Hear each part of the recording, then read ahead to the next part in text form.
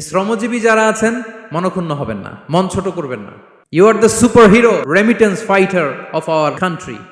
একজন পরিচ্ছন্নতা কর্মী, তারও 20 থেকে 30 হাজার টাকা বাংলাদেশে ঢোকে প্রতি মাসে। আপনি চিন্তা করতে পারেন 6টা মাস যদি রেমিটেন্স বন্ধ হয়, শ্রীলঙ্কার চেয়েও খারাপ অবস্থায় বাংলাদেশে চলে যাবে। এটা আল্লাহর পক্ষ থেকে একটা স্পেশাল রাহমা, মার্সি এন্ড ব্লেসিংস, যে আমাদের রিজিকের তাগিদায় সারা বিশ্বে যে কাজ করতে হয়, আমরা কাজ করি আর দেশে টাকা পাঠাই, আর সচল থাকে আমার দেশের অর্থনীতির চাকা। আলহামদুলিল্লাহ পড়েন। সো বাংলাদেশের গভর্নমেন্টকে আমি বিনীত অনুরোধ জানাবো, শ্রম মন্ত্রণালয়কে অনুরোধ জানাবো, এয়ারপোর্ট অথরিটিকে অনুরোধ জানাবো, আমার শ্রমজীবী ভাইদের সাথে ভালো আচরণ করুন, তাদের সাথে কোঅপারেট করুন। বিশেষ করে যতগুলো দূতাবাস আছে, আমার শ্রমজীবী ভাইদের যে কোনো কাজকে অগ্রাধিকার ভিত্তিতে আপনারা সার্ভিস দিন। তারা ভালো থাকলে ভালো থাকবে বাংলাদেশ। আসসালামু আলাইকুম ওয়া রাহমাতুল্লাহি তাআলা ওয়া বারাকাতুহু। নাহমাদুহু ওয়া নুসাল্লি আলা রাসূলিহিল কারীম।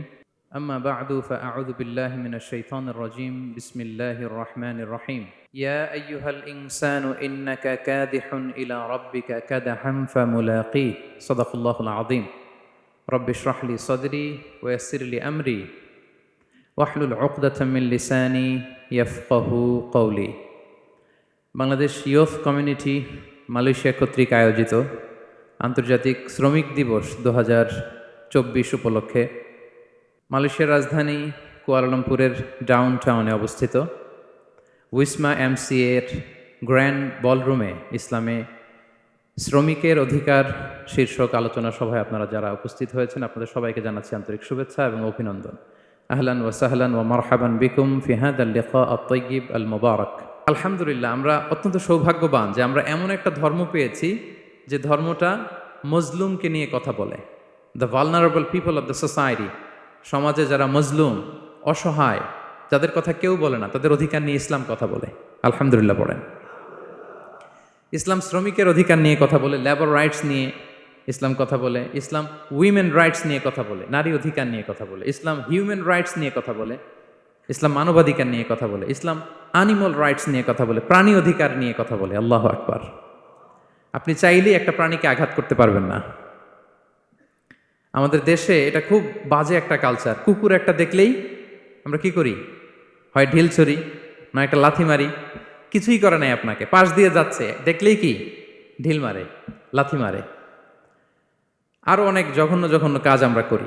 তাহলে যারাই যেখানে বিপন্ন, মানবতা যেখানে বিপন্ন, সেখানেই ইসলাম হাজির হয়েছে। আলহামদুলিল্লাহ। এজন্য ইসলাম পেয়ে আমরা খুশি না বেজার বলেন? এজন্য প্রত্যেক সালাতের পরে আমরা ঘোষণা দিই, রাদিতু বিল্লাহি রাব্বা ওয়াবিল ইসলামি দীনা ওয়াবি মুহাম্মাদিন নাবিয়্যান ওয়া রাসূলা। আমরা আল্লাহকে রব হিসেবে পেয়ে খুশি, আমরা ইসলামকে দিন হিসেবে পেয়ে খুশি। তো আমরা রাসূল সাল্লাল্লাহু আলাইহি ইসলামকে নবী এবং রাসূল হিসেবে পেয়ে খুশি। তার মানে প্রত্যেক সালাতের পরে আমরা কি করি? এটার অ্যানাউন্সমেন্ট দেই। তো ইসলাম এমন একটা ধর্ম, যেখানেই মানবতা বিপন্ন সেখানেই ইসলাম হাজির। তো আজকে আমরা লেবার রাইটস ইন ইসলাম, ইসলামে শ্রমিকের কি অধিকার, শ্রমিকদের যে রাইটস আছে, অধিকার আছে, এটা নিয়ে ইসলাম কি বলে, এই টপিকে আমরা কথা শুনবো ইনশাআল্লাহ বিইذনিল্লাহ। সম্মানিত শুধু আমি শুরুতেই কালামুল্লাহ মাজিদের একটি আয়াত তেলাওয়াত করেছি, সূরাতুল ইনশিকাকের 6 নম্বর আয়াত, যেখানে আল্লাহ তাআলা ইরশাদ করছেন, ইয়া আইয়ুহাল ইনসানু ইন্নাকা কাদিহুন ইলা রাব্বিকা কাদহান ফামুলাকি। অর্থাৎ হে মানুষ, তুমি তোমার রবের কাছে পৌঁছা পর্যন্ত কঠোর পরিশ্রম করতে হবে, অতঃপর তুমি তার সাক্ষাৎ লাভ করবে। আমাদের আলটিমেট গোল হচ্ছে আমরা আল্লাহর কাছে ফিরে যাব, ঠিক কিনা বলেন? কেউ মারা গেলে আমরা কি বলি? ইন্না লিল্লাহি ওয়া ইন্না ইলাইহি রাজিউন। আমরা আল্লাহর জন্য এবং আল্লাহর দিকেই আমরা ফিরে যাব। তো আল্লাহ বলেন, ইন্নাকা কাদিহুন ইলা রাব্বিকা কাদহান ফামুলাকি। হে মানুষ, তুমি তোমার রবের কাছে পৌঁছা পর্যন্ত কঠোর পরিশ্রম করতে হবে, তারপরে তুমি তোমার রবের সাক্ষাৎ পাবে। তার মানে দুনিয়াটা হচ্ছে পরিশ্রমের জায়গা। প্রিয় ভাইরা, এখানে পরিশ্রম না করলে সফলতার দেখা মিলে না। বাঁচতে হলে, সারভাইভ করতে হলে, টিকে থাকতে হলে আপনাকে পরিশ্রম করতে হবে। এই পৃথিবীতে কেউ কাউকে জায়গা করে দেয় না, এখানে জায়গা করে নিতে হয়, ঠিক কিনা বলেন? আপনি যদি পরিশ্রম করেন, পরিশ্রমে যে ঘাম ঝরে শরীর থেকে, পরিশ্রমের ঘামে জন্ম নেয় সফলতার বীজ। আপনি যখন হাড় ভাঙা পরিশ্রম করবেন, এই পরিশ্রমে যে লোনা পানি বেরোবে, যে ঘাম বেরোবে, এই ঘামেই জন্ম নেয় সফলতার বীজ। এবং সফলতার কোনো শর্টকাট হয় না প্রিয় ভাইরা। অনেকে অল্পতে সফল হতে চায়, শর্টকাট খুঁজে, আছে না নাই? না, সফলতার জন্য আপনাকে লং কাটে যেতে হবে। ওখানে কোনো লিফট থাকে না, সিঁড়ি বেয়ে উঠতে হয়। অনেকে চায় যে সফলতার লিফটে উঠবো, সুইচ চাপবো, সাকসেসফুল ইন লাইফ। না, এত সহজ না, আপনাকে সিঁড়ি বেয়ে উঠতে হবে। তাহলে পরিশ্রমের কোনো বিকল্প নেই। এই দুনিয়াটা হচ্ছে পরিশ্রমের জায়গা, সংগ্রামের জায়গা। আপনি সফল হতে হলে আপনাকে পরিশ্রম করতে হবে, করতেই হবে। আর পরিশ্রমে কোনো লজ্জা নেই। আমি বিভিন্ন আমার আলোচনায় বলি, কাজে লজ্জা নেই। কিসে লজ্জা নেই? আওয়াজ করে বলুন সবাই। কাজে লজ্জা নেই। লজ্জা হচ্ছে অলসতায়, লজ্জা হচ্ছে হাত পাতায়, লজ্জা হচ্ছে অকর্মণ্যতায়। কাজে লজ্জা আছে? লজ্জা কিসে বলেন সবাই? লজ্জা হচ্ছে অলসতায়, অকর্মণ্যতায়। যারা কাজ না করে ফুটানি মারে, ওইটাতে লজ্জা। অনেকে আছে ফুটানি মারে, আছে না নাই? কাজ করে না, সব ফুটানি, এই ফুটানিতে লজ্জা। কিন্তু পরিশ্রমে কোনো লজ্জা নেই। এজন্য আল্লাহ তাআলা বললেন, ইয়া আইয়ুহাল ইনসান ইন্নাকা কাদিহুন ইলা রাব্বিকা কাদহান ফামুলাকি। হে মানুষ, তোমার রবের কাছে পৌঁছা পর্যন্ত তোমাকে পরিশ্রম করতে হবে। হাড় ভাঙা পরিশ্রম করে আমার কাছে আসতে হবে, তবেই সফলতা মিলবে। অন্য আয়াতে আল্লাহ তাআলা বলছেন, লাকাদ খলাকনাল ইনসানা ফি কাবাদ। নিশ্চয়ই মানুষকে আমি কষ্ট এবং পরিশ্রম নির্ভর করে তৈরি করেছি। এই পৃথিবীতে টিকে থাকতে হলে তাকে পরিশ্রম করতে হয়, কষ্ট করতে হয়। এবং দুনিয়ার এই সাইকেলটা যদি দেখেন, দিন এবং রাতের যে সাইকেল, রাতকে আল্লাহ বানিয়েছেন ঘুমের জন্য, রেস্ট নেওয়ার জন্য, বিশ্রামের জন্য। আর দিনকে আল্লাহ বানিয়েছেন কর্মচঞ্চল করে, কাজের জন্য। দিনের মধ্যে কর্মস্পৃহা আছে। আল্লাহ তাআলা সূরা নাবাতে বলছেন, ওয়াজআলনান নাহারা মাআশা। আমি দিনকে বানিয়েছি কর্মচঞ্চল। দিনে আপনি কাজ করবেন, হাড় ভাঙা পরিশ্রম করবেন, তবেই সফলতা ধরা দিবে। ঠিক কিনা বলেন? তাহলে প্রথমে আমরা জানলাম এই পৃথিবীতে পরিশ্রম করতেই হবে, পরিশ্রমের কোনো বিকল্প নেই। সফল হতে চাইলে কি করতে হবে? আওয়াজ করে বলবেন, কি করতে হবে? এবং ইসলাম এই পরিশ্রমকে উৎসাহিত করে। পরিশ্রমের মাধ্যমে যে ইনকাম, এটাকে উৎসাহিত করে।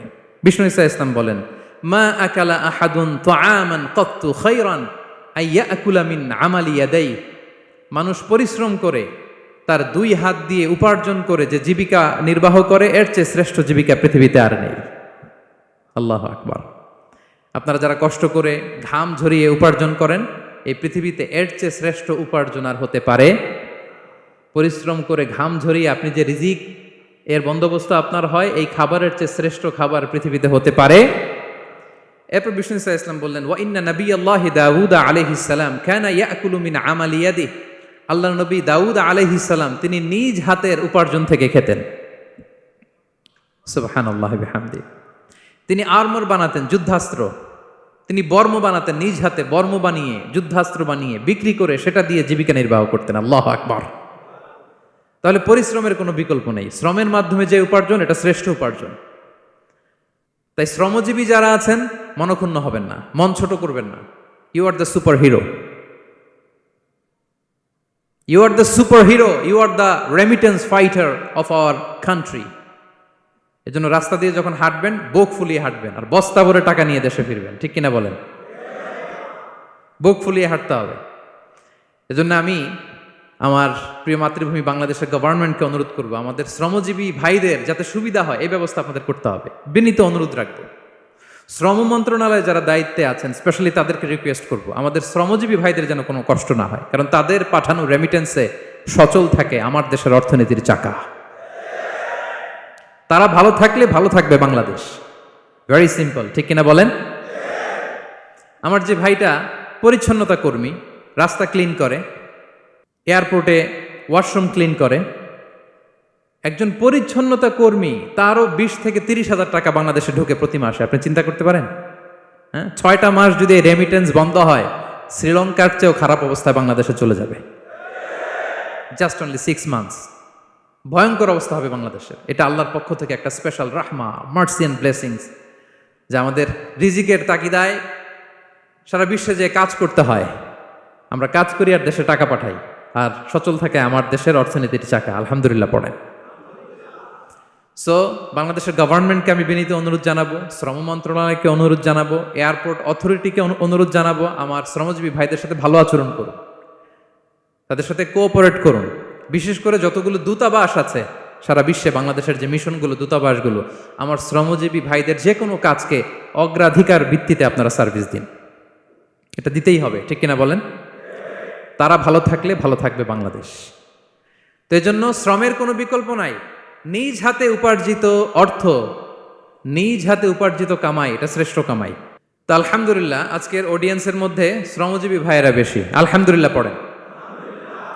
এটা আমাদের সৌভাগ্য। এই যে বাংলাদেশে এখন চাকরি নাই, চাকরির বাজার মন্দা, মাস্টার্স পাস করে বেকার টোটো কোম্পানির ম্যানেজার, এরকম আছে না নাই? তার বিপরীতে আল্লাহ তাআলা আপনাদেরকে মালয়েশিয়া নিয়ে আসছে। প্রতি মাসে আপনি টাকা পাঠান, আলহামদুলিল্লাহ। আপনি বাংলাদেশের যে উন্নয়ন, বাংলাদেশের যে ডেভেলপমেন্ট, এই যে স্মার্ট বাংলাদেশ বলে বলে মন্ত্রীরা মুখে ফেনা তুলে ফেলে, এটার গর্বিত অংশীদার আপনি, ঠিক কিনা বলেন? আপনি গর্বিত অংশীদার। You are the contributor, you are the real contributor. আপনার অবদানে বাংলাদেশ আজকে সচল, আলহামদুলিল্লাহ। সো মন ছোট করার কোনো সুযোগ নেই। নিজ হাতে উপার্জিত কামাই, এটা পৃথিবীর শ্রেষ্ঠ কামাই, আলহামদুলিল্লাহ। পরিশ্রমের মাধ্যমে যে উপার্জন, এটাকে ইসলাম আমাদেরকে উৎসাহিত করে। শুধু নামাজ, রোজা, জিকির এগুলো নিয়ে ইসলাম আমাদেরকে পড়ে থাকতে বলেনি। কোরআনিক অর্ডার হচ্ছে আপনার নামাজ শেষ, আপনি বেরিয়ে পড়বেন, কাজে বেরিয়ে যাবেন। ফাইদা কুদিয়াতিস সালাতু ফান্তাশিরু ফিল আরদি ওয়াবতাগু মিন ফাদলিল্লাহ। বিধানটা কার বলুন? আওয়াজ করে বলুন, বিধানটা কার? এটা কোরআনিক ভার্ডিক্ট, কোরআনের বিধান। নামাজ শেষ, গোল হয়ে বসে জিকির করতে বলা নাই আল্লাহ। আল্লাহ বলেছে ফান্তাশিরু ফিল আরদ ওয়াবতাগু মিন ফাদলিল্লাহ, জমিনে ছড়িয়ে পড়ো, আল্লাহর রিজিক তালাশ করো। নামাজ শেষ, বেরিয়ে যাবেন। কৃষক চলে যাবে মাঠে, শ্রমজীবী চলে যাবে ফ্যাক্টরিতে, শিক্ষকরা চলে যাবে তাদের শিক্ষা প্রতিষ্ঠানে, কর্পোরেট ওয়ার্ল্ডের লোকেরা চলে যাবে তাদের প্রতিষ্ঠানে। ডেভেলপমেন্ট করতে হবে, সিভিলাইজেশন করতে হবে। নামাজের পরে গোল হয়ে বসে থাকা চলবে না। কি ব্যালেন্স দেখেছেন ইসলাম? আজান হয়েছে তো মসজিদে আসো, নামাজ শেষ বেরিয়ে পড়ো, আলহামদুলিল্লাহ। কি ভারসাম্যপূর্ণ ইসলাম। ফাইদা কুদিয়াতিস সালাতু ফান্তাশিরু ফিল আরদ, যখন সালাত শেষ জমিনে ছড়িয়ে পড়ো, আল্লাহ রিজিক অন্বেষণ করো। তাহলে শুধু নামাজ রোজার মধ্যে ইসলাম নয়, আপনাকে কর্মঠ হইতে হবে, পরিশ্রম করতে হবে, হাড় ভাঙা পরিশ্রম। বিশ্বনবী সাল্লাল্লাহু আলাইহি ওয়াসাল্লাম অত্যন্ত পরিশ্রমী ছিলেন। He started his first career as a shepherd. সুবহানাল্লাহ। ওনার প্রথম ক্যারিয়ার উনি রাখাল হিসেবে শুরু করেছেন। রাখালরা যে কাজ করে, অর্থাৎ মরুভূমিতে ভেড়া, মহিষ, ভেড়া, ছাগল, তারপর বকরি, দুম্বা, এই চরানোর কাজগুলো দিয়ে বিষ্ণু সাল্লাল্লাহু আলাইহি ওয়াসাল্লাম তার ক্যারিয়ার শুরু করেছেন এজ এ শেফার্ড। বিষ্ণু সাল্লাল্লাহু আলাইহি ওয়াসাল্লাম বলেন, সহিহ বুখারীর বর্ণনা, মা বাআসাল্লাহু নাবিয়্যান ইল্লা রাআল গানাম। আল্লাহ তাআলা এই পৃথিবীতে এমন কোন নবী পাঠায় নাই যে নবীরা ছাগল চড়ায় নাই। সুবহানাল্লাহ পড়বেন না? সাহাবারা বললেন, ওয়া আনতা ইয়া রাসূলুল্লাহ, হে আল্লাহর নবী আপনিও ছাগল চড়িয়েছেন? বিষ্ণু সাল্লাল্লাহু আলাইহি ওয়াসাল্লাম বললেন, নাআম, আমিও ছাগল চড়িয়েছি। ওয়া কুনতু আরআহা আলা কারারিত লি আহলি মক্কা, আমি অল্প কিছু মজুরির বিনিময়ে, অল্প কিছু টাকার বিনিময়ে, সামান্য কিছু পারিশ্রমিকের বিনিময়ে মক্কার লোকদের ছাগল চড়িয়ে দিতাম। সুবহানাল্লাহ পড়েন। ছাগল হচ্ছে খুব টেরা প্রাণী, ডানে টানলে বায়ে যায়, বায়ে টানলে ডানে যায়। তাদেরকে একসাথে করা অ্যাজ এ শেফার্ড, এটা মরুভূমিতে খুব কষ্টের কাজ। আল্লাহ তাআলা প্রত্যেক নবীকে দিয়ে ছাগল চড়িয়েছেন যাতে করে কিছুদিন পরে নবীরা মানুষ চড়াতে পারে। সুবহানাল্লাহ। আল্লাহ বুঝাতে চাইলেন, এখন ছাগল চড়াও, এদের উপর যদি কন্ট্রোল নিতে পারো তাহলে মানব জাতির উপর কন্ট্রোল নিতে পারবো। আল্লাহু আকবার। এজন্য প্রত্যেকটা নবীকে দিয়ে, সহিহ বুখারীর বর্ণনা, মা বাআসাল্লাহু নাবিয়্যান ইল্লা রাআল গানাম, আল্লাহ পৃথিবীতে এমন কোন নবী পাঠায় নাই যেই নবীকে দিয়ে আল্লাহ ছাগল চড়ায় নাই। তো বিষ্ণু সাল্লাল্লাহু আলাইহি ওয়াসাল্লাম ছাগল চড়িয়েছেন, অত্যন্ত সুঠাম দেহী ছিলেন, কর্মঠ ছিলেন। তার মানে বিষ্ণু সাল্লাল্লাহু আলাইহি ওয়াসাল্লামও পরিশ্রম করে উপার্জন করেছেন, ঠিক কিনা? ছাগল চড়াতেন, তার বিনিময়ে সামান্য কিছু পারিশ্রমিক নিতেন, মজুরি নিতেন, এতে লজ্জা নাই। এজন্য এই কথা দিয়ে শুরু করেছি যে কাজে লজ্জা নেই। এই তো বিষ্ণু সাল্লাল্লাহু আলাইহি ওয়াসাল্লামের ক্যারিয়ার গেল। আমরা যদি সাহাবাদের জীবনী দেখি, ওনারাও পরিশ্রমী ছিলেন। কেউ খেজুর বাগানে কাজ করতেন, কেউ কৃষি কাজ করতেন, কেউ বাজারে ব্যবসা করতেন, কেউ বসে থাকেন নাই। হাড় ভাঙা পরিশ্রম করেছেন প্রত্যেকটা সাহাবা। তারা আমাদের মডেল, তারা আমাদের সুপার হিরো, তারা আমাদের আইকন, ঠিক কিনা?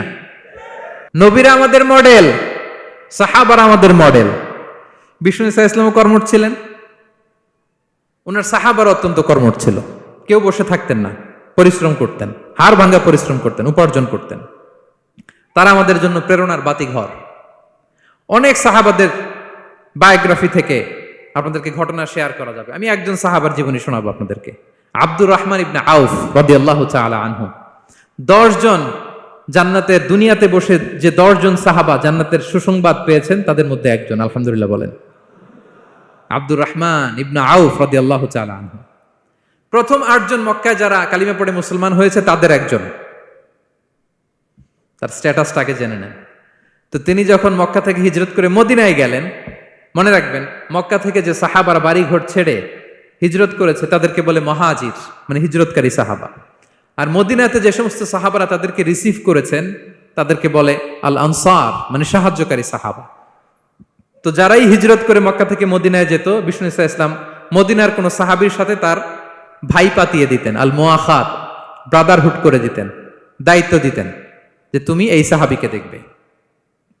তো আব্দুর রহমান ইবনে আউফ রাদিয়াল্লাহু তাআলা আনহু যখন হিজরত করে গেলেন, তার দেখভাল করার জন্য যে সাহাবীর দায়িত্ব পড়ল তার নাম হচ্ছে সাআদ ইবনে রাবিয়া, আনসারী সাহাবী রাদিয়াল্লাহু তাআলা আনহু। বিষ্ণু বললেন, সাআদ, আব্দুর রহমান ইবনে আউফ তোমার ভাই, ভাই বানিয়ে দিলেন। কি বানিয়ে দিলেন? তুমি তাকে টেক কেয়ার করবে, সে হবে তোমার মেহমান। সুবহানাল্লাহ। সাআদ ইবনে রাবিয়া রাদিয়াল্লাহু তাআলা আনহু তিনি আব্দুর রহমান ইবনে আউফকে ডেকে নিয়ে গেলেন, ঘরে নিয়ে গেলেন মেহমানকে, এবং বললেন, ইয়া সাআদ ইন্নী আকসারুল আনসারি মালান। হে সাআদ, তুমি চিন্তা করো না, তুমি মনে করো না যে তোমার ভরণ পোষণ দিতে আমার কষ্ট হবে। আমি মদিনার সবচাইতে বড় বিজনেস ম্যাগনেট, সবচাইতে বড় বিজনেস ম্যাগনেট আমি।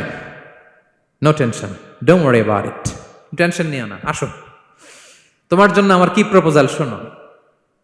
ফাআকসিমু লাকা নিসফা মালি, আমার যত সম্পদ আছে আমি অর্ধেক তোমার দিয়ে দিব।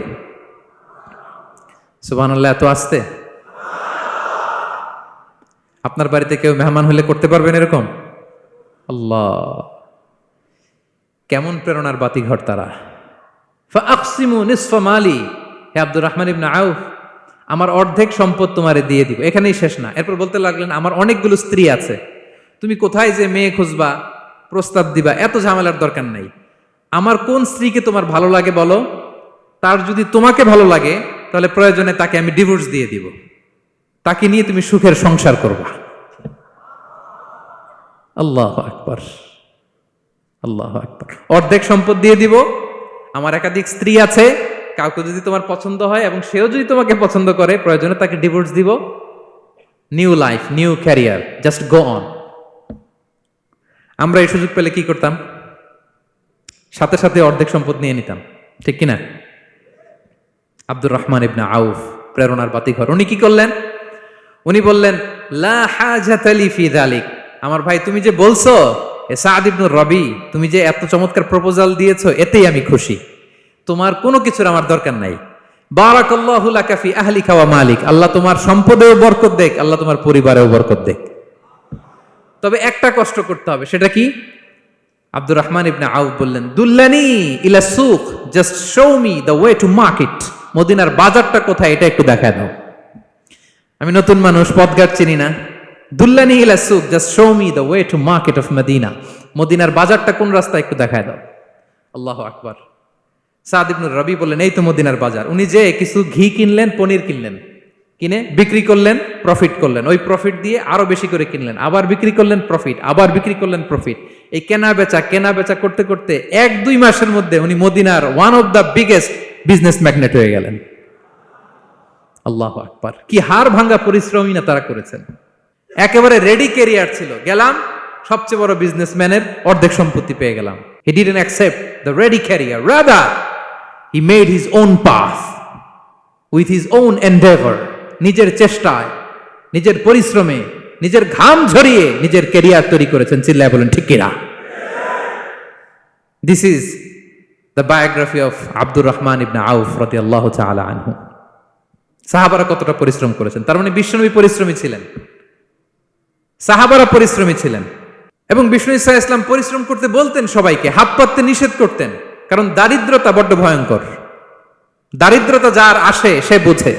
বাংলা একটা কথা আছে, অভাব যখন দরজায় এসে দাঁড়ায়, ভালোবাসা তখন সবার মুখস্থ দেখছেন? অভাব যখন দরজায় এসে দাঁড়ায়, ভালোবাসা তখন জানলা দিয়ে পালায়। দারিদ্রতা ঈমান কেড়ে নেয়। আপনি পার্বত্য চট্টগ্রামের অবস্থা জানেন? আমাদের বাংলাদেশের পাহাড়ি এলাকার অবস্থা জানেন? ওখানে আমাদের গরিব মুসলিম ভাইদেরকে সামান্য কিছু টাকা পয়সা দিয়ে ওদেরকে খ্রিস্টান বানিয়ে ফেলতেছে মিশনারিগুলো। এই খবর তো আমরা রাখি না। দারিদ্রতা বড্ড ভয়ঙ্কর। এজন্য বিষ্ণু ইসলাম দারিদ্রতা থেকে আল্লাহর কাছে পানাহ চাইতেন। তিনি বলতেন, আল্লাহুম্মা ইন্নী আউযু বিকা মিনাল ফাকরি ওয়াল কিল্লাতি ওয়াদ-দিল্লাহ। ও আল্লাহ, I seek refuge with you from poverty, from insufficiency and humiliation. ও আল্লাহ, আমি তোমার কাছে দারিদ্রতা থেকে পানাহ চাই। ও আল্লাহ, আমি তোমার কাছে স্বল্পতা থেকে পানাহ চাই। ও আল্লাহ, আমি তোমার কাছে লাঞ্ছনা থেকে পানাহ চাই। পড়েন আমিন। এই দোয়াটা বেশি বেশি পড়বেন। আল্লাহুম্মা ইন্নী আউযু বিকা মিনাল ফাকরি ওয়াল কিল্লাতি ওয়াদ-দিল্লাহ। হে আল্লাহ, আমি দারিদ্রতা থেকে পানাহ চাই। আল্লাহ, স্বল্পতা থেকে পানাহ চাই। আল্লাহ, লাঞ্ছনা থেকে পানাহ চাই। সবাই পড়ুন আমিন। বিষ্ণু ইসলাম যে দোয়াগুলো শিখিয়েছেন এগুলো হচ্ছে very precise in wording but comprehensive in meaning. শব্দে খুব ছোট, কিন্তু অর্থ মানুষের হৃদয়ে এটার আবেদন অনেক ব্যাপক, অনেক বেশি। আপনি সারাদিন মিলিয়েও দোয়ার মধ্যে এত সুন্দর প্রার্থনা বাক্য তৈরি করতে পারবেন না, কিন্তু বিষ্ণু ইসলাম এক বাক্যে যেটা চেয়েছেন গোটা দুনিয়াটা এর ভেতরে ঢুকে গিয়েছে। আল্লাহুম্মা ইন্নী আউযু বিকা মিনাল ফাকরি ওয়াল কিল্লাতি ওয়াদ-দিল্লাহ। আল্লাহ, দারিদ্রতা থেকে পানাহ চাই। বিষ্ণু ইসলাম নিজে স্বয়ং দারিদ্রতা থেকে পানাহ চাইতেন। তাহলে দারিদ্রতার সাথে আমাদের কোনো সম্পর্ক? আমরা পরিশ্রম করব, আমরা কাজ করে খাবো, কাজে কোনো লজ্জা নেই। লজ্জা অলসতায়, চিল্লায় বলেন ঠিক কিনা?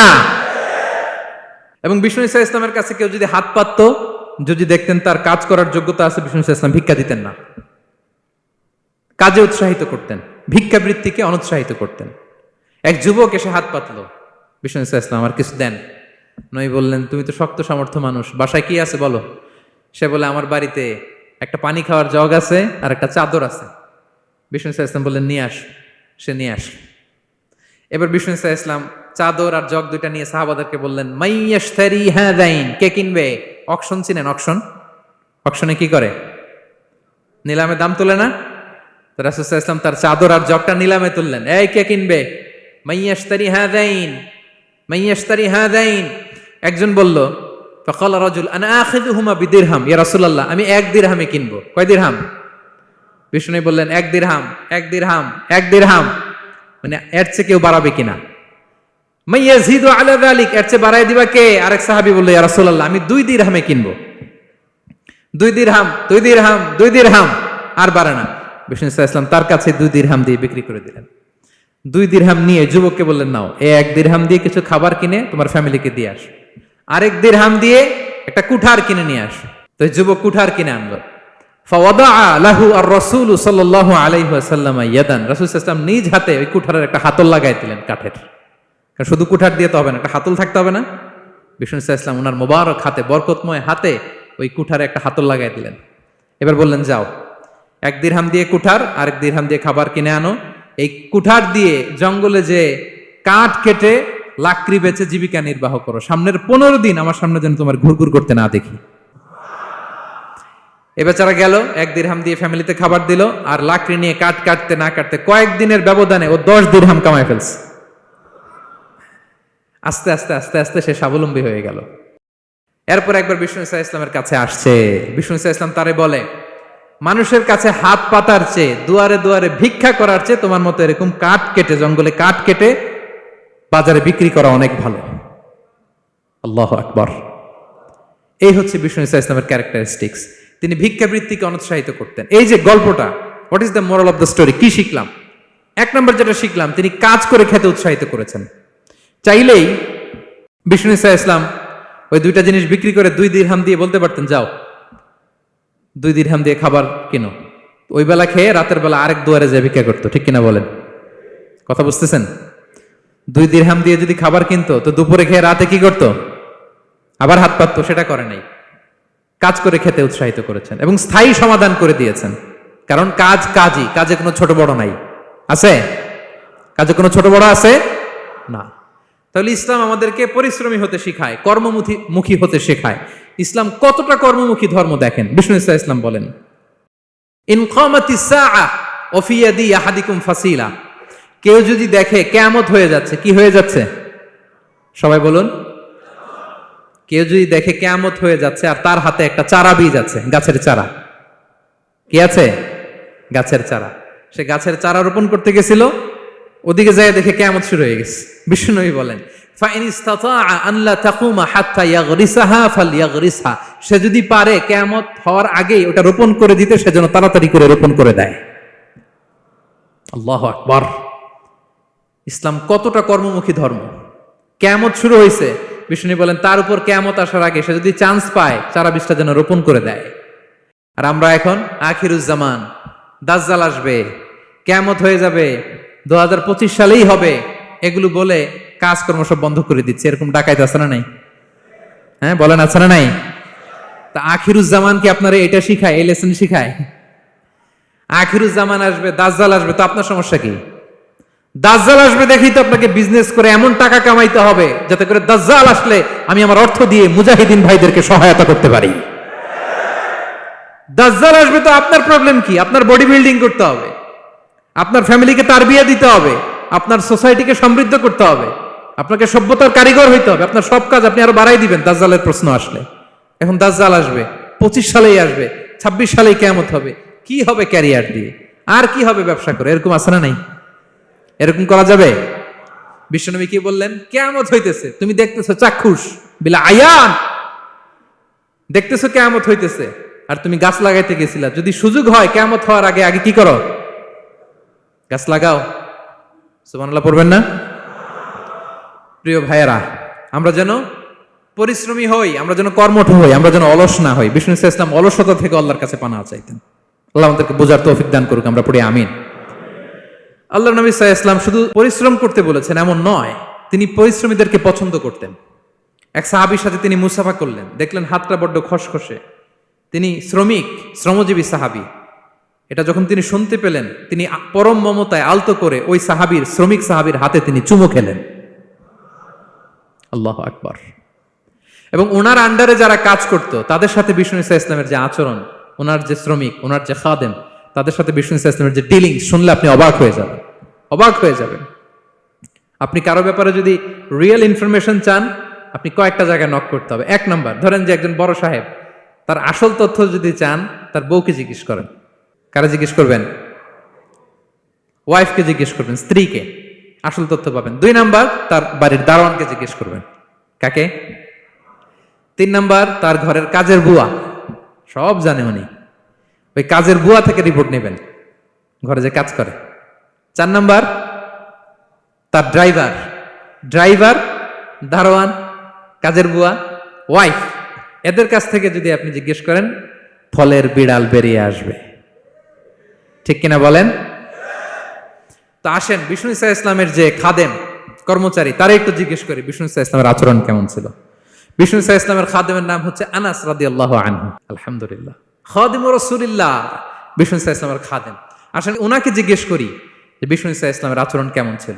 আনাস রাদিয়াল্লাহু তাআলা আনহু বলেন, খাদিমতুন নবিয়্যা 10 সিনিন, আমি বিষ্ণু ইসলামের 10 বছর খেদমত করেছি। 1-2 বছর না, 10 বছর বিষ্ণু ইসলামের খেদমতে আমি নিয়োজিত ছিলাম। ফামা ক্বালা লি লিমা সানা'তা ওয়ালা লিমা লা সানা'তা, 10 বছরের মধ্যে একদিনও কখনো বলে না, এ আনাস এটা কেন করলা, এ আনাস এমনটা কেন হলো, এটা কেন করলা না, একদিনের জন্য বলে নাই। কেন এটা করছো, কেন এটা করো নাই, এরকম কোনো প্রশ্ন আমাকে কোনোদিন করে নাই। সুবহানাল্লাহ পড়েন। আনাস রাদিয়াল্লাহু তাআলা আনহু কি ভুল করেন নাই? করছেন। ছোট মানুষ তো, একেবারে ছোট বাচ্চা ছিলেন। ওনার আম্মা যখন আনাস রাদিয়াল্লাহু তাআলা আনহুকে নিয়ে আসছে, বিষ্ণু ইসলাম মক্কা থেকে হিজরত করে মদিনায় আসলেন, সবাই বিশ্বনবীকে ঘিরে ধরলো, সবাই বিশ্বনবীকে সালাম দেয়, মুসাফা করে, হাদিয়া দেয়। আনাসের মা চোখের পানি ছাড়ে, বিশ্বনবীর কাছে লজ্জায় এসে বলে, ইয়া রাসূলুল্লাহ, সবাই আপনাকে উপহার দেয়, সবাই আপনাকে হাদিয়া দেয়, আমি আপনারে কি হাদিয়া দেব? হাদিয়া দেওয়ার মতো কিছু নাই আমার এই কলিজার টুকরা আনাস ছাড়া, আমি আনাসকেই আপনারে হাদিয়া দিয়ে দিলাম।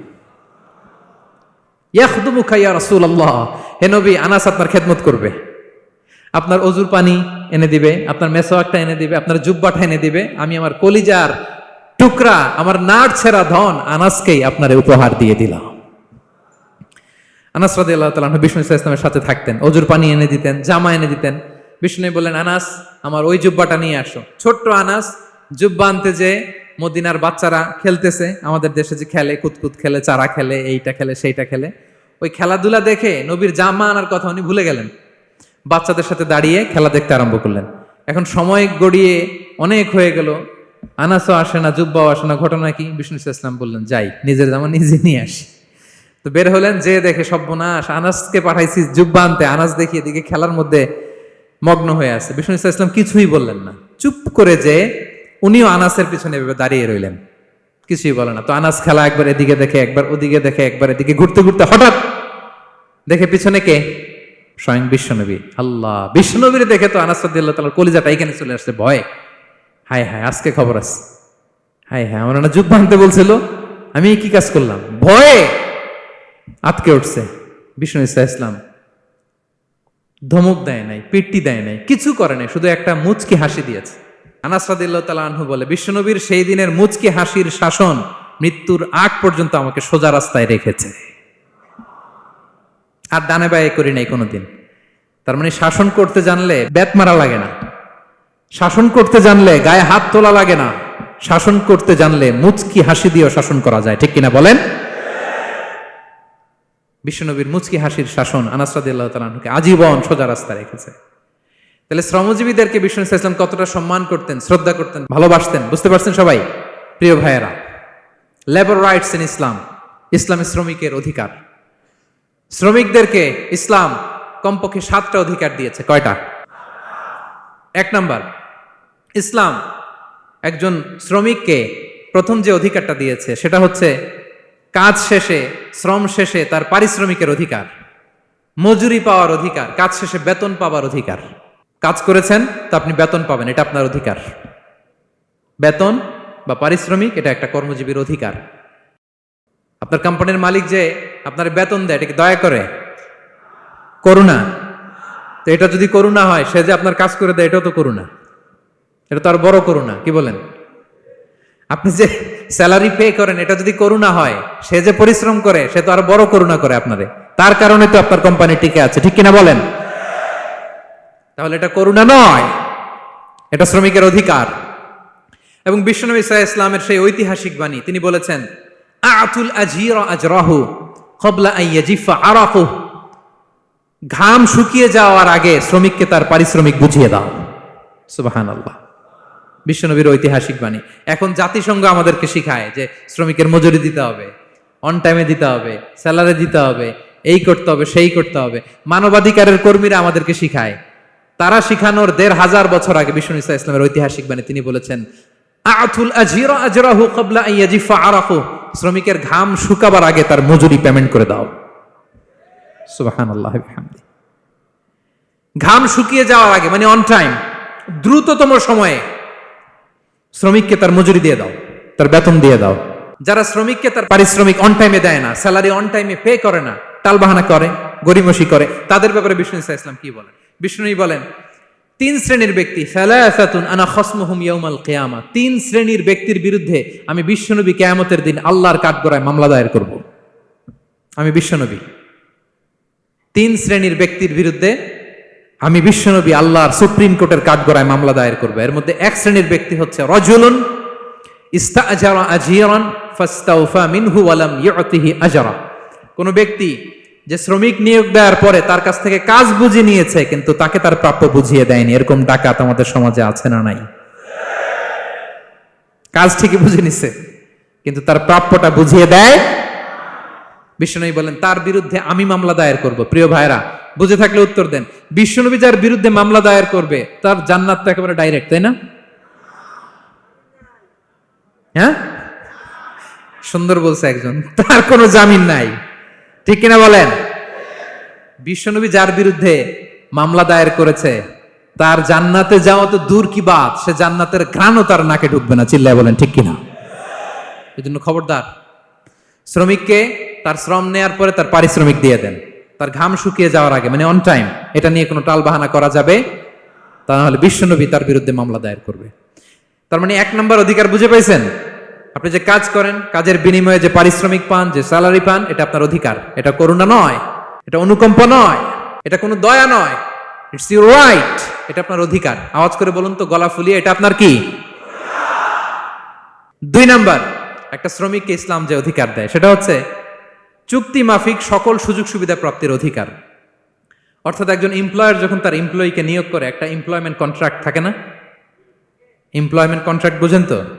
একটা চুক্তিপত্র থাকে, এখানে ফিক্স করা থাকে ওয়ার্কিং আওয়ার্স, কয় ঘন্টা আপনি কাজ করবেন, আপনার জব স্পেসিফিকেশন, কি করবেন কি করবেন না, আপনার স্যালারির ব্যাপারে থাকে, কত স্যালারি দিবে, কখন দিবে, আবার আপনি ওভার টাইম করলে এক্সট্রা পে করবে, আপনি রেগুলার কাজ করলে ঘন্টায় per hour 20 ringgit, overtime করলে 40 ringgit.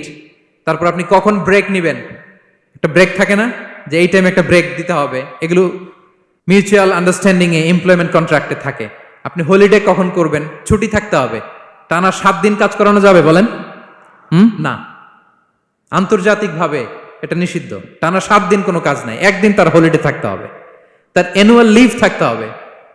Right to rest and leisure, বিশ্রামের একটা সময় লাগবে। এই যে 1 মে আন্তর্জাতিক শ্রমিক দিবস, এটা শুরু হয়েছে কিভাবে?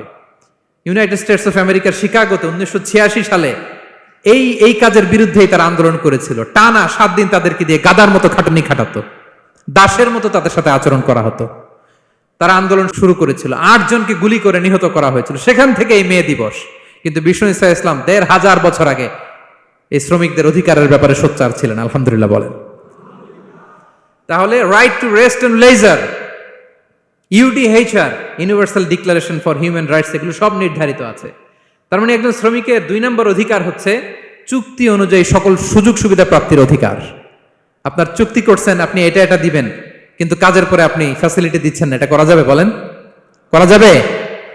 আল্লাহর কোরআন কি বলছে শুনুন। আল্লাহর কোরআন বলে, ইয়া আইয়ুহাল্লাযীনা আমানু আউফু বিল উকুদ, O you who believe fulfil your contract, ও বিশ্বাসীরা তোমরা তোমাদের চুক্তি পূর্ণ করো। ওয়া আউফু বিল আহদি ইন্নাল আহদা কানা মাসউলা, তোমরা যে কমিটমেন্ট করেছো, যে কন্ট্রাক্ট করেছো, এই চুক্তি তোমরা পূর্ণ করো। তা না হলে কিয়ামতের কঠিন ময়দানে এই চুক্তির ব্যাপারে, কন্ট্রাক্টের ব্যাপারে, এই এগ্রিমেন্টের ব্যাপারে আপনারা জিজ্ঞেস করবে কে? তাহলে যা চুক্তি করেছেন সুযোগ সুবিধা, তাই আপনাকে দিতে হবে। মালিক ভাইয়েরা মনে থাকবে তো নাকি?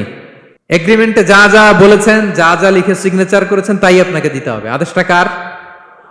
সবাই বলুন। আপনি মন চাইলে হায়ার করবেন, এর পরের দিন ফায়ার করবেন, এরকম করা যাবে? হ্যাঁ, চাইলে হায়ার ফায়ার, মন যা চায় তা করবেন, এটা করা চলবে না। তাহলে 2টা অধিকার গেল। 3 নম্বর, একজন শ্রমিককে ইসলাম যে অধিকার দিয়েছে সেটা হচ্ছে সুন্দর আচরণ পাবার অধিকার। তিনি আপনার ফ্যাক্টরির ওয়ার্কার, আপনার স্টাফ, এজন্য যা মনে চায় তা আচরণ করবেন, দাসের মতো আচরণ করবেন। এটা করা যাবে? আওয়াজ করে বলেন, করা যাবে? বিষ্ণু ঈসা ইসলাম ইন্তেকালের আগে পুরা উম্মাকে 2টা বিষয় ওসিয়ত করেছেন। আওয়াজ করে বলুন তো কয়টা? 1 নম্বর হচ্ছে নামাজ। 1 নম্বর কি? আসসালাত। আসসালাত, রুহু বের হওয়ার আগে, ইন্তেকালের আগে বিষ্ণু বলেন আসসালাত, আসসালাত, নামাজ, নামাজ। উম্মতেরা নামাজের ব্যাপারে সতর্ক হও। 2 নম্বর তিনি বলেছেন ওয়ামা মালাকাত আইমানুকুম, তোমাদের অধীনস্থ যারা আছে তাদের ব্যাপারে সচেষ্ট হও, তাদের প্রতি সদয় হও, তাদের সাথে খারাপ আচরণ করো না। এটা কখন বলছেন? জুমার খুতবার সময়, সাহাবীদের সাথে গল্প করার সময়, বিবিদের সাথে আলোচনার সময়। কখন? Just right before his death. এখনই রুহু বেরোবে, ইন্তেকালের আগে তিনি বলেছেন উম্মতেরা আসসালাত, নামাজ, উম্মতেরা ওমা মালাকাত আইমানুকুম, তোমাদের কর্মচারীদের সাথে খারাপ আচরণ করো না। তাহলে 3 নম্বর হচ্ছে শ্রমিকদের সুন্দর আচরণ পাবার অধিকার, তাদের সাথে খারাপ আচরণ করা যাবে না। বিষ্ণু ঈসা ইসলাম শ্রমিকদের রাইটস, অধিকারের ব্যাপারে এতটা সোচ্চার ছিলেন, বিদায় হজের মতো, বিদায় হজের যে বাণী, যে ভাষণ, এই ঐতিহাসিক ভাষণেও বাদ যায়নি শ্রমজীবীদের কথা। সুবহানাল্লাহ পড়েন। বিদায় হজের ভাষণে বিষ্ণুনবী বলেছেন আরিকাকুম, আরিকাকুম আতইমুহুম মিম্মা তাকুলুন ওয়াকসুহুম মিম্মা তালবাসুন। খবরদার ও আমার উম্মতেরা, এই ভাষণের পরে আর বড় কোনো ভাষণ আমার পক্ষ থেকে তোমরা পাবে না। তোমাদের কর্মজীবী, তোমাদের শ্রমিক, তোমাদের ওয়ার্কার, তোমাদের স্টাফদের ব্যাপারে সাবধান থাকো। তোমরা যা খাবে তাদেরও তা খাওয়াবে, তোমরা যা পড়বে তাদেরও তা পড়তে দিবে, তাদের প্রতি তোমরা সদয় হবে। বিদায় হজের বাণী তো বিষ্ণু ঈসা ইসলাম আপনাদের কথা ভুলে নাই। আলহামদুলিল্লাহ পড়েন। কি রহমতের নবী ছিলেন, কি মায়ার নবী ছিলেন। শ্রমজীবীদেরকে বিষ্ণু ঈসা ইসলাম এতটা ভালোবাসতেন। তাহলে 3 নম্বর যে অধিকার ইসলাম একজন শ্রমিককে দেয় সেটা হচ্ছে সুন্দর আচরণ পাবার অধিকার। দেখবেন যে মালিক বা যে এমপ্লয়ার ভালো আচরণ করে, সব শ্রমিককে তাকে ভালোবাসে, তার জন্য দোয়া করে। আপনি মালিক হয়ে অসুস্থ, দেখবেন আপনার ওয়ার্কার গুলো জায়নামাজ বিছিয়ে সেজদায় পরে আপনার জন্য কাঁদে। এরকম আছে না নাই? মালিক হলে তো এরকম মালিক হইতে হবে, এমপ্লয়ার হলে তো এরকম হওয়া চাই, ঠিক কিনা বলেন? তাহলে আমরা শ্রমজীবীদের সাথে ভালো আচরণ করব, পারা যাবে তো ইনশাআল্লাহ? ইনশাআল্লাহ। 4 নাম্বার, কর্মক্ষেত্রে নিরাপত্তার অধিকার। শ্রমজীবী ভাইদের যে ওয়ার্ক প্লেস আছে সেখানে তাদের নিরাপত্তা থাকতে হবে, সেফটি মেজারমেন্ট থাকতে হবে। অনেক জায়গায় দেখি আয়রন ফ্যাক্টরিগুলোতে যারা কাজ করে, আল্লাহু আকবার, আপনারা ভিডিও ক্লিপসে দেখবেন যে কি ভয়ঙ্কর সেখানকার অবস্থা। ডিহাইড্রেশন, এক একজন অসুস্থ হয়ে যায়। সেখানে তাদের পর্যাপ্ত পানির ব্যবস্থা নাই, এটা নাই সেটা নাই। এমন এমন ফ্যাক্টরিতে আমাদের অনেক ভাইরা কাজ করে, কেমিক্যাল ফ্যাক্টরি, মাস্কও নাই। এরকম ডাকাইত আছে না নাই? কেমিক্যাল ফ্যাক্টরিতে যারা কাজ করবে এদেরকে মাস্ক দিতে হবে, এদেরকে হ্যান্ড গ্লাভস দিতে হবে। নির্মাণ শ্রমিক যারা আছে তাদেরকে হেলমেট দিতে হবে। প্রত্যেকটা ফ্যাক্টরিতে ফায়ার এক্সটিংগুইশার লাগবে, আগুন লাগলে অগ্নি নির্বাপক যে যন্ত্র, এগুলোর দরকার আছে না নাই বলেন? গাদার মতো ঢোকার জায়গা নাই, বেরোয়ার জায়গা নাই, সেফ এন্ট্রি নাই, সেফ এক্সিট নাই। হাজার হাজার মানুষ কাজ করে, আগুন লাগলে সব পুড়ে ছাই। এরকম হয় না? প্রিয় ভাইরা বলেন, আওয়াজ করে বলেন, হয় না এরকম? অহরহ আমরা দেখি বাংলাদেশে। অগ্নি নির্বাপক যন্ত্র নাই, না, এটা করা যাবে না। আগুন লাগলে কিভাবে আপনি আগুন নেভাবেন, কিভাবে তাদের সেফটি সিকিউরিটি এনশিওর করবেন, এগুলো সব আগে থেকে নির্ধারণ থাকতে হবে। তাহলে 4 নাম্বার হচ্ছে নিরাপত্তা অ্যাজ এ এমপ্লয়ার, এটা আপনাকে এনশিওর করতে হবে। 5 নাম্বারে সাধ্যের বাইরে কোনো কাজে বাধ্য না করার অধিকার। সাধ্যের বাইরে কিছু আপনি তার উপর চাপিয়ে দিতে পারবেন, এমন হেভি ওয়ার্কলোড দিতে পারবেন না যেটা তার শরীরে কুলায় না। এরকম ডাকাইত আছে যে পারে না, তারপরে তার উপর কাজ চাপিয়ে দেয়, আছে না নাই বলেন? বলেন। ওয়ার্কারের স্বাস্থ্যহানি হয়, অঙ্গহানি হয়, এবং এমন ছোট ছোট বাচ্চাদের দিয়ে কাজ করায়, শিশু শ্রম, এটা তো আইনত দণ্ডনীয় অপরাধ। এটা করা যাবে না। এগ্রিমেন্টে, চুক্তিতে আপনি যা করাবেন, যেভাবে করাবেন, যা চান সার্ভিস, ওইটাই করাইতে হবে।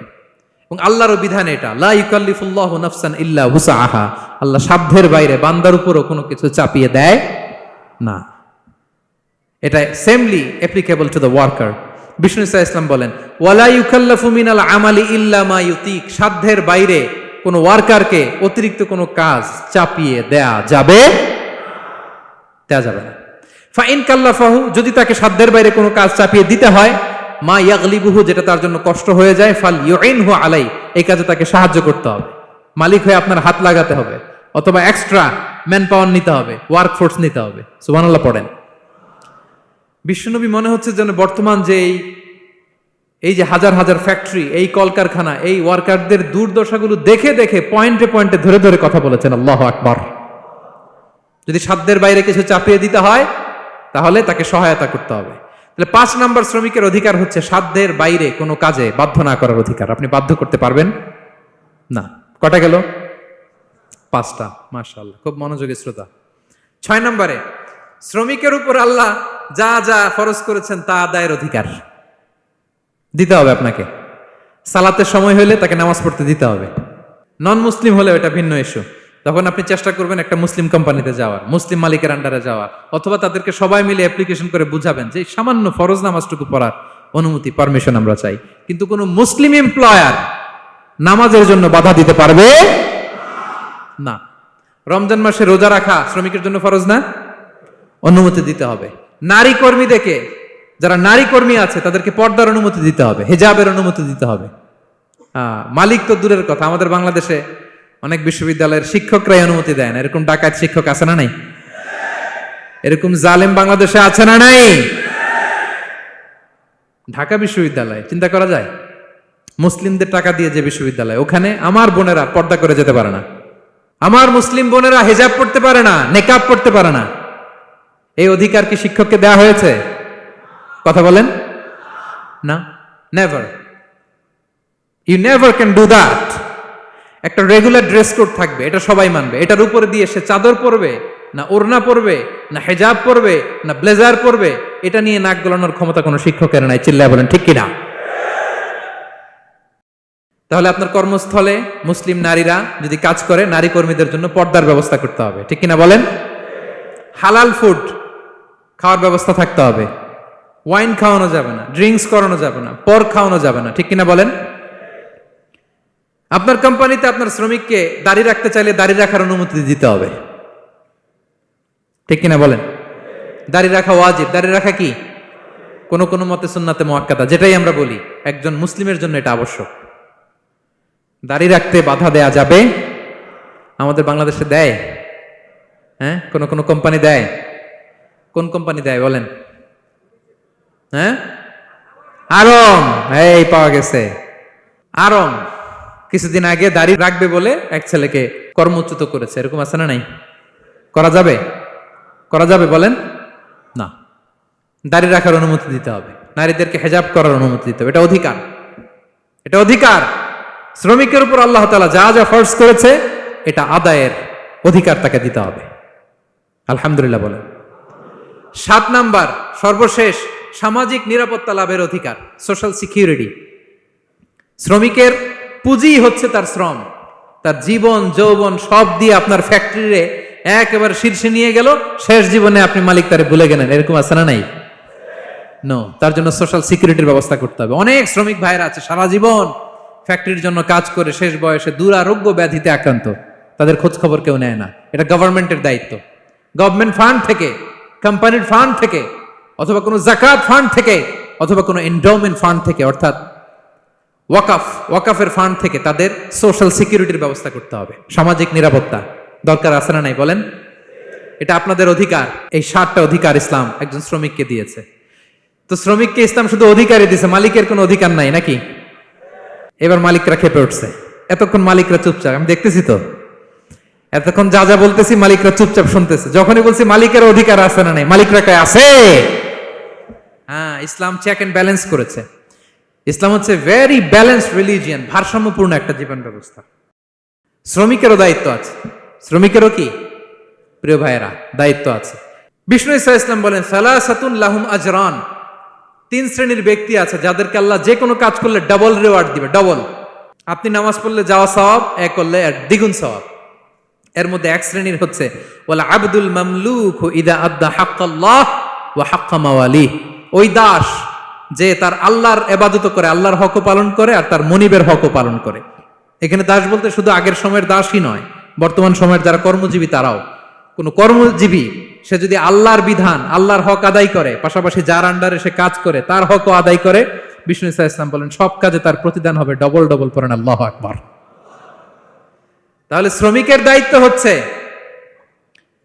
কোম্পানিকে যে সার্ভিস তার দেওয়া এটা পূর্ণাঙ্গ রূপে দিতে হবে। এটা হচ্ছে শ্রমিকের দায়িত্ব। 1 নম্বরের দায়িত্ব হচ্ছে লয়ালটি, আমানতদারিতা। 1 নম্বর দায়িত্ব কি? আপনি বেতন নেন আপনার বসের কাছ থেকে, কোম্পানির কাছ থেকে, কিন্তু সার্ভিস দেন আরেক কোম্পানির, হবে? বলেন। যার নুন খাই তার গুণ গাইতে হবে। আপনি যেই কোম্পানি থেকে স্যালারি নেন, সার্ভিস আপনার তাকে দিতে হবে। লয়ালটি থাকতে হবে, বিশ্বস্ততা, এটা জরুরি, এটা থাকতে হবে। আপনার মালিক আপনার কাছ থেকে এই লয়ালটি প্রাপ্য, সেজন্য আপনার উপর আস্থা রাখে, আপনার বস যেন আপনার উপর আস্থা রাখতে পারে, এইটা মালিকের অধিকার। কথা কি বুঝেন? হ্যাঁ, এবার শ্রমজীবী ভাইরা একটু ঠান্ডা হয়ে গেছে, দেখছেন চেক এন্ড ব্যালেন্স। কথা বলেন ঠিক কিনা? আপনার মালিক আপনার কাছ থেকে এটা প্রাপ্য, এটা তার অধিকার, বিশ্বস্ততা। ইন্না খায়রা মান ইস্তাজারতাল কবিউল আমিন। যাকে নিয়োগ দেওয়া হবে তার মধ্যে 2টা কোয়ালিটি থাকতে হয়। কয়টা? মুসা আলাইহিস সালাম ফেরাউনের বাবুর্চিকে 1 থাপ্পড় মারলেন রেগে মেগে। উনি থাপ্পড় মারছিলেন আদব শিক্ষা দেওয়ার জন্য, কিন্তু বেচারা সাথে সাথে মরে গেছে। উনি মারছিলেন আদব শিখানোর জন্য, বেচারা যে মরে যাবে মুসা আলাইহিস সালাম জানতেন না। এখন দেখে সর্বনাশ, সেটা তো মরে গেছে, অক্কা পাইছে। উনি দিলেন দৌড়। মুসা আলাইহিস সালাম দৌড়াতে দৌড়াতে প্রাণ ভয়ে চলে গেলেন আরেক সীমান্তে, মিশর ছেড়ে আরেক এলাকায়। যে দেখে কিছু লোক ধাক্কাধাক্কি করে তাদের উটগুলোকে পানি খাওয়াচ্ছে, আর 2টা মেয়ে পাশে চুপ করে বসে আছে। উনি বুঝতে পারলেন মেয়েগুলো এই ইয়াং ছেলেদের সাথে ধাক্কাধাক্কি করে টিকতে পারবে না। উনি এগিয়ে গেলেন, বললেন তোমরা পানি খাওয়াবো ওটদেরকে? হ্যাঁ খাওয়াবো, আসো। উনি ওটগুলো নিয়ে সবাইকে সরিয়ে পানি খাইয়ে দিলেন, মেয়েরা চলে গেল।